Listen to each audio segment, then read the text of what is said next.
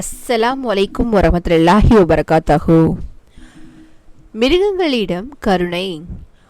பூமி பரப்பில் உள்ளவர்கள் மீது நீங்கள் கருணை காட்டுங்கள். வானத்தில் உள்ளவன் இறைவன் உங்கள் மீது கருணை காட்டுவான். இறைவனின் படைப்புகளான மனிதர்கள் மீது மட்டுமல்லாது விலங்குகள், பறவைகள் மற்றும் தாவரங்கள் மீதும் நாம் கருணை காட்ட வேண்டும். தாகத்தோடு இருந்த ஒரு நாய்க்கு தண்ணீர் புகட்டிய ஒரு மனிதருக்கு சொர்க்கம் கிடைத்தது என்ற நபிகளாரின் அறிவுரை இங்கு குறிப்பிடத்தக்கது. கடன் வாங்குவதை தவிர்த்தல். கடனாளியாக ஆவதை தவிர்த்து கொள்ளுங்கள். ஏனெனில் அது இரவில் கவலையும் பகலில் இழிவையும் தரும். அத்தியாவசிய தேவையின்றி கடன் வாங்குவதை நபிகளார் ஊக்குவிக்கவில்லை. கடன் ஒரு மனிதனின் மன நிம்மதியை பறிக்கும்.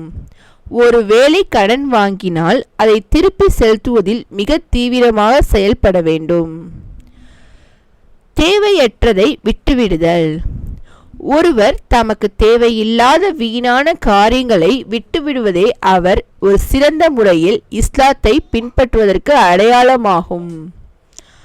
நேரத்தை வீணாக்குவது, பிறருடைய தனிப்பட்ட விஷயங்களில் தலையிடுவது, பயனில்லாத விவாதங்கள் செய்வது போன்றவற்றை தவிர்ப்பது ஒரு மனிதனின் மனப்பக்குவத்தை காட்டுகிறது. இது வாழ்க்கையில் தேவையற்ற மன உளைச்சலை குறைத்து பயனுள்ள காரியங்களில் கவனம் செலுத்த உதவும். வணிகத்தில் நேர்மை. உண்மை பேசும் மற்றும் நேர்மையான வணிகர் மறுமையில் நபிகளார்கள், உண்மையாளர்கள் மற்றும் தியாகிகளுடன் இருப்பார். வியாபாரத்தில் பொய் சொல்லி விற்பது, குறைகளை மறைப்பது அல்லது அதிக லாபத்திற்காக ஏமாற்றுவது கூடாது.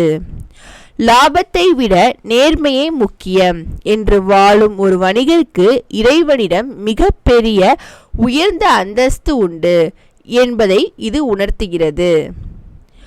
அனாதைகளை பராமரித்தல். நானும் அனாதையை பராமரிப்பவரும் சொர்க்கத்தில் இதோ இவற்றுக்கிடையே இருப்பதைப் போல நெருக்கமாக இருப்போம் என்று கூறி நபிகளார் தமது ஆள்காட்டி விரலையும் நடுவிரலையும் சேர்த்து காட்டினார்கள். ஆதரவற்ற குழந்தைகளை அரவணைப்பது, அவர்களுக்கு உணவளித்து கல்வி கற்பிப்பது மிகப்பெரிய நற்செயலாகும். சமூகத்தில் நலிவடைந்த பிறவினரை உயர்த்துவது இறைவனுக்கு மிக விருப்பமான செயலாகும். அஸ்ஸலாமு அலைக்கும் வரஹ்மத்துல்லாஹி வபரகாத்துஹு.